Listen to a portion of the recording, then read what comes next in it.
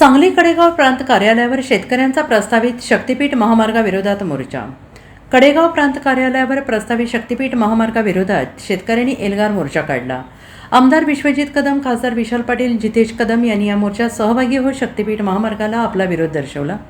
शक्तीपीठ महामार्गाविरोधात निघालेल्या या मोर्चात कडेगाव पलूस तालुक्यातील शेतकरी मोठ्या संख्येने सहभागी झाले।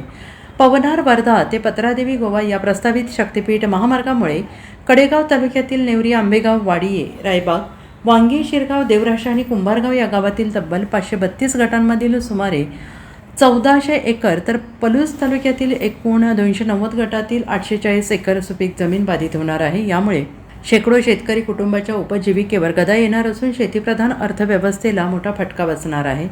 महामार्गाच्या विरोधात पलूस कडेगाव तालुक्यातील शेतकऱ्यांमध्ये तीव्र असंतोष निर्माण झाला असून शेती वाचवा, शक्तीपीठ महामार्ग रद्द करा अशी या शेतकऱ्यांचा विराट मोर्चांमधून मागणी करण्यात आली आहे।